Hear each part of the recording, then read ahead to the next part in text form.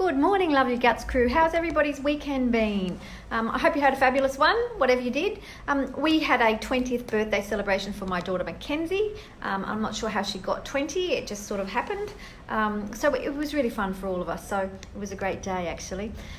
So today I want to talk to you about elimination diets and why and when you would use them.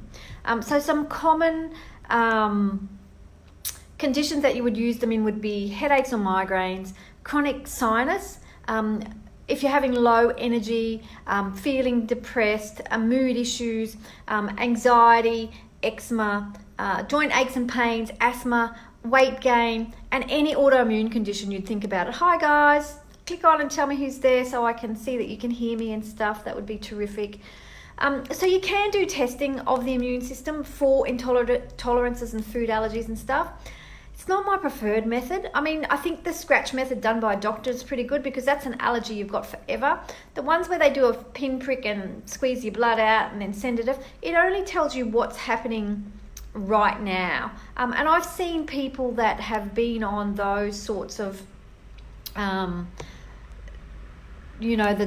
food plan that comes with them for 100 years, and that's not a good thing.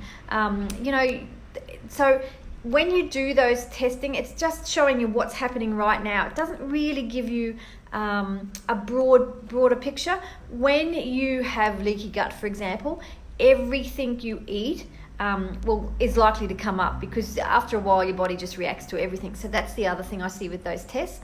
So doing an elimination diet is a different way. Hi Deb.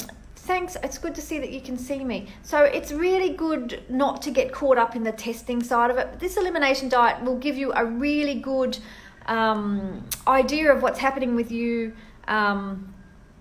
symptomatically, and you will know straight away which food it is when on the reintroduction side. So I suggest around 3 to 4 weeks for the actual elimination diet. So the biggest culprits for food sensitivities and intolerances are corn, dairy, gluten-containing grains, which are rye, spelt, barley, wheat, triticale, kamut, and there's a couple of others as well. Sugar, like white sugar, shellfish, soy, beef, pork, any processed meat, coffee, tea, and chocolate. The last two people often leave out, but I think that should be in, are peanuts, because peanuts are pretty reactive, and nightshades. So what are in nightshades are potatoes, tomatoes, eggplants, chilies, capsicum, and goji berries. So they're all things that will impact a lot of people, especially those ones around autoimmune conditions like Hashimoto's or rheumatoid arthritis or things like that. So getting started with the elimination diet, the first few days are generally going to be the hardest. So especially if there's foods that you're triggered by. So I have seen this in my own children. Sometimes the food that you are craving is the food that you have the most reactivity to.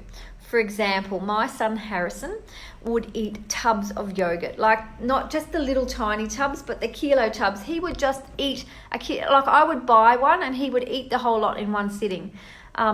And the thing was, and I could see the more he ate, the bigger his black circles got under his eyes, the more reactive he became. So we stopped having them and everything cleared up. So it was a really good indicator of that. And I see that in clinic too. People who are craving things are often have some difficulties with that food. They just don't know it because they crave it.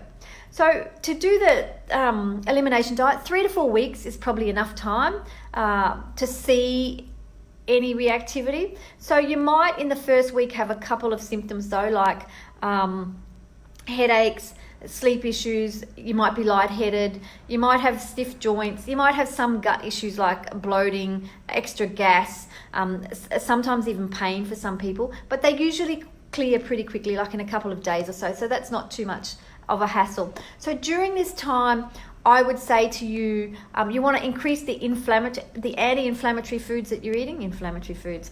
Hi Joy, how you going?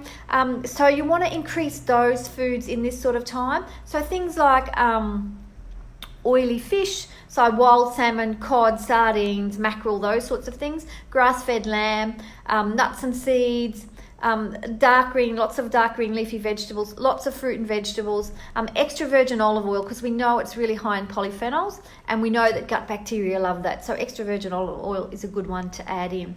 And if there's any problems with histamine, extra virgin olive oil is really good as well.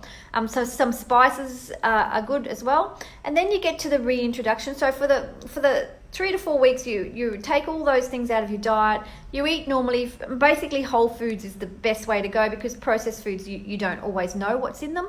Labelling laws in Australia especially, if what's in that product is less than 5%, they do not have to write it on the label. So when I've rang manufacturers asking them about, is there something else in this product, there's often is. But it's so small that they don't have to label it, but it can also be one of the things that people are reacting to, so that can be problematic. So just make sure you're using whole foods. And for the reintroduction, so on the first day, reintroduce the food that you've been craving the most. And eat a decent serve of it. Don't just have, a little bit. Maybe have it twice in one day, because that will then trigger anything. If anything's going to happen, it's going to happen then. So watch to see on that reintroduction day and the next day, are you having any symptoms? So you're just looking at one food at a time. Good nose scratcher. So you're looking for things like diarrhea, constipation, fatigue, headaches, bloating, gas, any pains in your gut, joint pains, muscle pains, any sleep issues, those sorts of things. You will know pretty quickly if you're reacting to it. So if you are reacting to it, then you have to stop eating that food for 3 to 6 months. Do some gut healing work, and then reintroduce that food. And you continue then to reintroduce the other foods one at a time in the same pattern. So you just bring in one food back every 2 days. So it should take you a couple of weeks to get them all back in. So don't be tempted to reintroduce them all at once. And I've once had a client who spent 4 weeks eliminating everything. They felt super good, and then they ate a pizza with extra cheese on the very first day, and they had a massive reaction. So the problem was, we didn't know what they were reacting to, because she'd just gone the whole hog all at once. She had tomatoes, she had cheese, she had wheat. So we just didn't know, and I think she had shellfish too.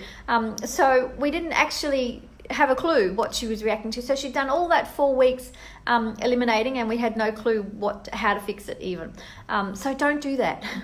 Just one at a time. So remember, 3 to 4 weeks is really not a super long time to go without these foods, especially if you have a chronic condition, or a condition that you've had for a really long time, or if you're an autoimmune condition. So an autoimmune, to sometimes drop down the reactivity of the autoimmune condition, doing an elimination diet is the perfect thing. So the things to remember is try and eat whole foods. Take all those foods out we talked about, and keep them out. Try and introduce anti-inflammatory foods, whole foods again only. Eat foods that you like that aren't in that list, because it'll make the 3 or 4 weeks go pretty quickly. And then on reintroduction, just do one food at a time. So I hope that's been helpful for today. And if you need any help, book in for a free 15-minute consult, and I'll help get you started on that journey. There are other things you have to do during this time, but the elimination diet is the easy part. So I hope that's been helpful. Have a fantastic week, everybody. Busy week for me this week. So I hope the weather in Sydney stays as blue as it is outside now. And I look forward to talking to you next week. Bye, guys.